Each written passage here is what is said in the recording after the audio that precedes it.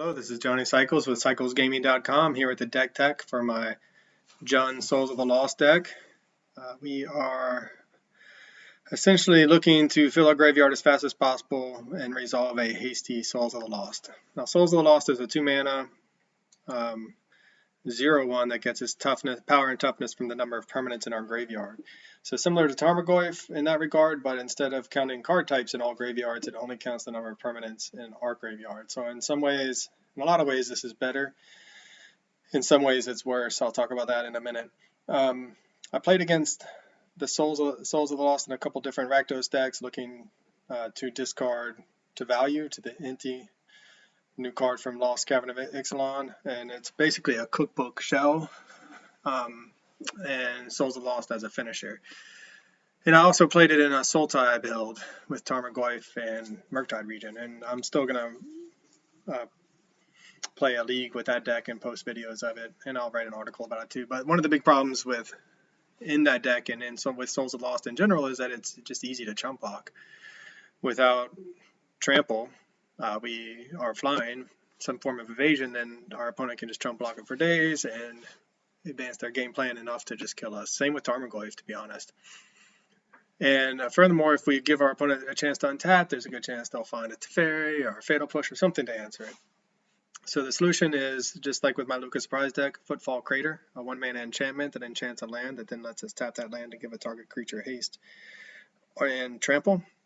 And that's a really powerful card in our deck, more so than even with Emrakul, because not only will it give our gigantic Souls of the Lost haste and trample the turn we cast it to let us swing in for lethal out of nowhere, essentially.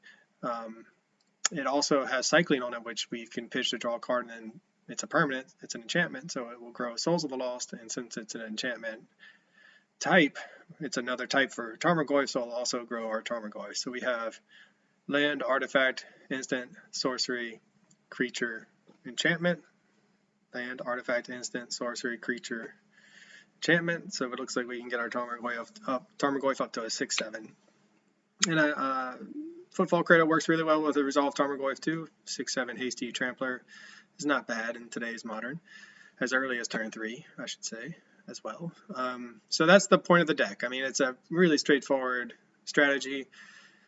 What makes it, I think, what adds to its competitive level is it can just play a grindy Jund style game. We have Fatal Pushes, Thought Seizes, Lightning Bolts. We play the best 1-drop in Magic in Ragavan.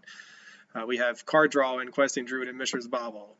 And then we have our finishers in Tarmogoyf and Souls of the Lost. So even if we end up playing just a straightforward mid-rangey style game, we can just navigate the game in the board state well enough to end games what I would call fairly without giving 14-15 haste on the turn and trample. Questing Druid is in the deck over Orcish Bowmasters. I read about this in my article. My thought process here is we want the card draw to dig for our pieces, but it also is a threat that can grow.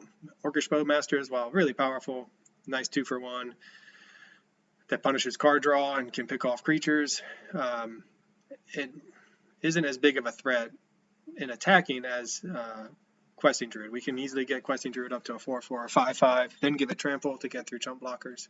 It's also 2-for-1, and it's Seek the Beast.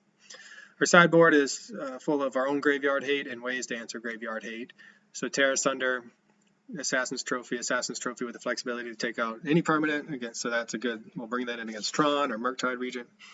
Pulse of Marasa keeps us from just totally being dead against Burn.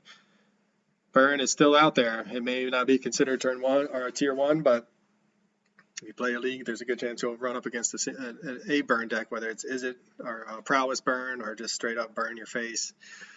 It's out there, it's powerful, and we are drawing dead to it in most games without some life gain. Scavenging Ooze I've tried in the past, and it's just not enough.